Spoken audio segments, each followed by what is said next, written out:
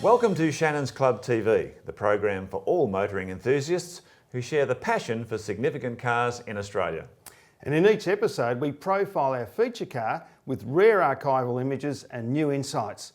We'll also take a road trip with an enthusiast owner and get the latest market updates from the Shannons auctions team.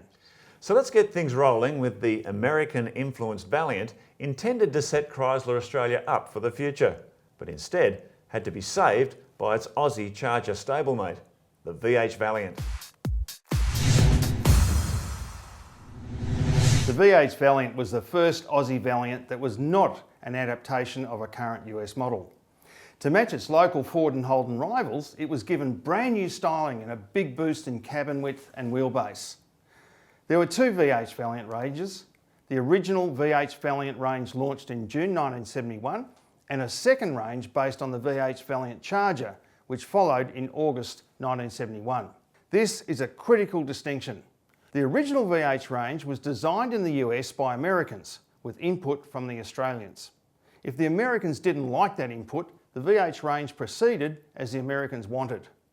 Before the VH range even reached Australian production, Chrysler's local arm knew it was in trouble and raced against the clock to create the Charger range. Mark, could Chrysler have raced the VH without the Charger? No, I mean, if you think before the VH range came out, Chrysler was racing the VG Hemi Pacer, which was a great car. But the VH Pacer was far too big, far too heavy to succeed as a race car. And really, why would you want to race it when you had the Charger? I mean, here was this thing, it was much lighter, much more compact, even had a built-in spoiler in the back, and a sensationally hot version of the Hemi 6. I mean, this was a whole new ball game for Chrysler in motorsport. History shows that the Charger was not only critical for Chrysler's racetrack credibility, it stopped Chrysler's local operations from folding a decade earlier than it did. Between June 1971 and March 1973, just 29,555 VH sedans were sold, a figure only made sustainable by the almost 18,000 Chargers sold during the same period. So what stopped the VH Valiant range from being the chartbuster it should have been? The wheelbase increase, extra cabin room were exactly what was required, except it was a stretch of a much smaller and older car, the original 1962 R-Series platform. This dictated compromises in steering, suspension, styling and packaging that exposed its age. The VH's long overhangs, narrow front track and shallow side windows locked the local arm into a bulky US look that even its rivals were moving away from. The VH Valiant's class-leading six-cylinder Hemi engines and ruggedness were not enough to compensate. Mark, would it be fair to say that the VH Valiant not only marked one of Chrysler Australia's biggest disappointments, it was also its finest hour with the racing Chargers? Yeah, and the fastest of those Chargers were the fabulous RTs.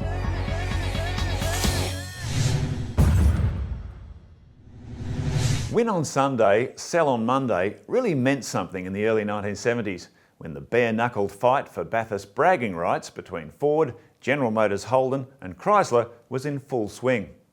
Chrysler made its racetrack intentions clear when it launched the hot RT variant of its new Charger in August 1971, with a choice of bright exterior colours, overt blackout paint treatments, quartz halogen driving lights and special instrument panel.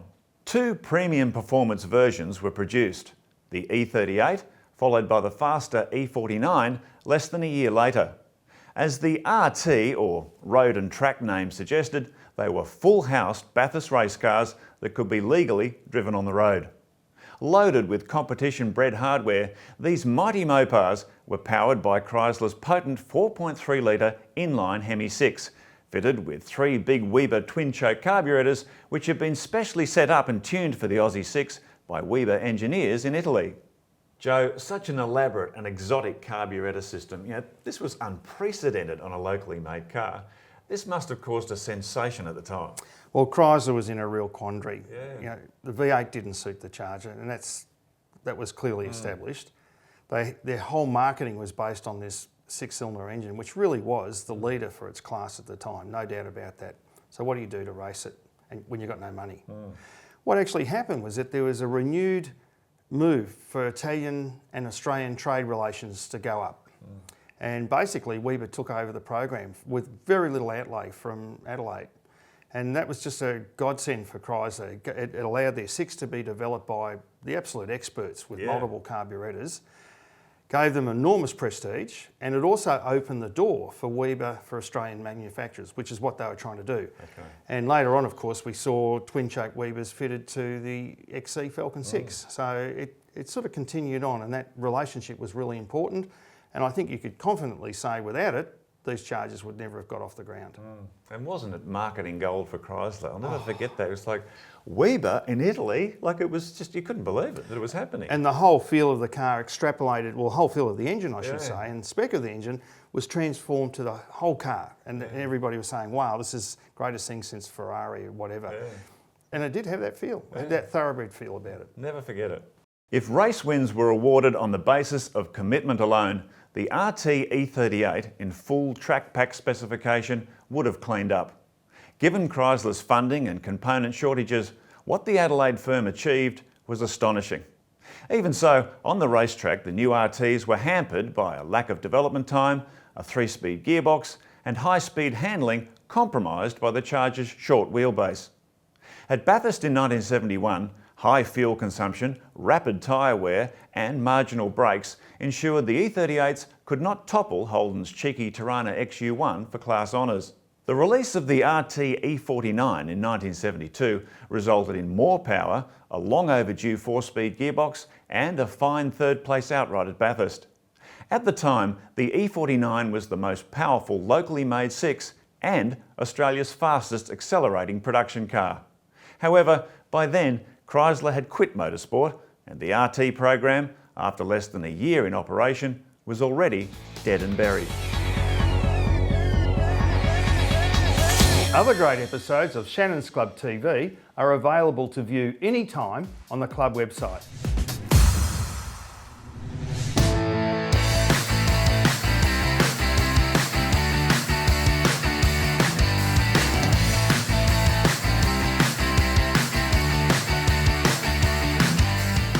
My name is Aaron Lofts.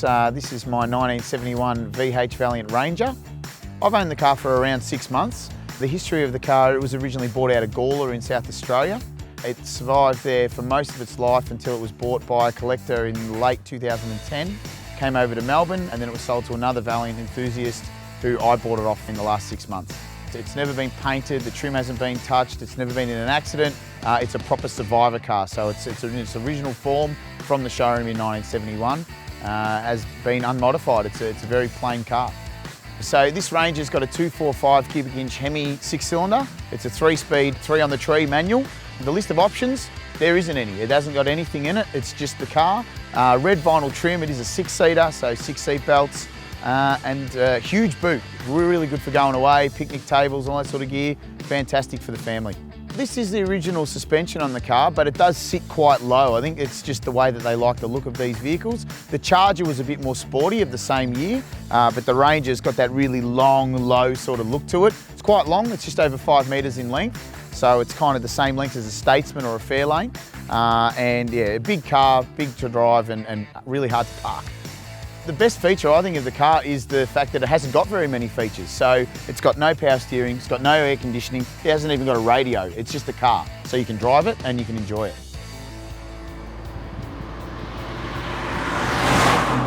Handling is a little bit interesting. It's what you'd expect from 1971.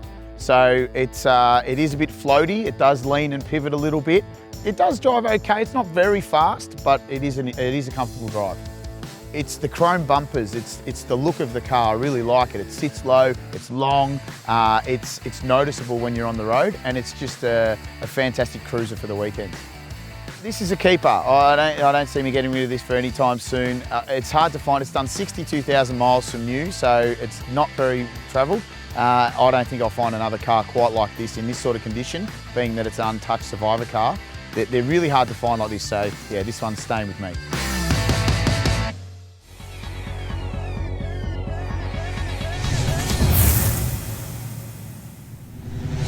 Shannons National Auctions Manager, Chris Barbarin, joins us for the latest on the VH Valiant. Hi, Chris. Hello, Joe. Welcome to the show. Thank you, mate. VH Valiant. we know, the Charger is like the hero car of that range. It was when it was launched, it still is. Yeah. But you've got other curiosities like the sedans, you've got the station wagons, the utes. Is there a growing curiosity value in those other VH Valiants now? I think there is, isn't there? I mean, we've really seen the Mopar scene really take off. The introduction of the 300C Chrysler has really sort of invigorated that the whole brand. Chrysler movement again. Yeah. So even though, as you said, the Charger movement has been the hero, the cars, but I think people are looking at the the lesser cars. Oh, that's good. Yeah. Well, Chris, we saw the sales. Chargers have always been there, and they've like disappeared for a while, but people always regarded them as something a little bit special. Not every Valiant is that special, so if we start sifting through the range, we start narrowing it down to Regals with 318s. Regals, that's right, yep. The 770s, coupes, 770s, the coupes, even some of the fancier ute versions. They're sort of becoming a little bit sought after. So what's the general advice we'd give people on this? I think the rarity of some of these models is what we've seen emerge through now. And again, if you can find the right car with the right history that hasn't suffered from rust and body damage, they're the ones to jump on. Yeah. Because there's not really the margin in them yet to pay for a big restoration, so they've got to be pretty right first up. Is correct? That's right. Yeah, it's finding the car that's had that one owner history, which there are still those cars emerging today. So if you found a really nice VH Regal with a 318, bucket seats, vinyl roof, jump on it. Yeah, absolutely. How often do you see, we talk about cars like the VH Pacer, for instance, or the town and country utes, things like that. I mean, how often do they come up? Do you see those around very often?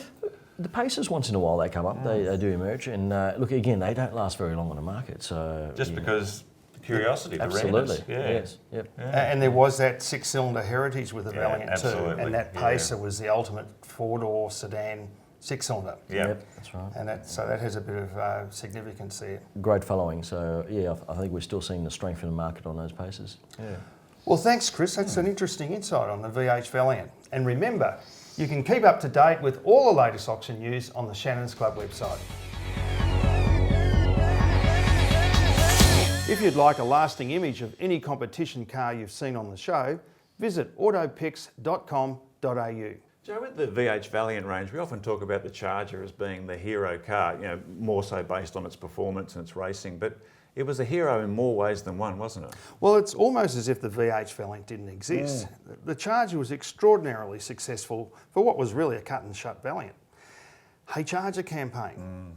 Who could forget that? The awareness of it and the Weber Association and the sophisticated performance car, we have to say it was everything that the sedan wasn't. And I think it became critical, that whole program, in giving the VH Valiant oxygen. And as soon as the Charger ran out of that momentum, which was 3 or 4 years later, and of course they dropped the racing program, so it came to a halt very quickly. It was only a matter of time before the Valiant went down with it. Really sad story, because that Valiant Charger just showed what was there at Chrysler in Adelaide, waiting to be tapped into, and it never was. No, very good point. Well, we hope you've enjoyed this nostalgic look at the VH Valiant and VH Charger ranges. We look forward to your company next time on Shannons Club TV. Bye for now.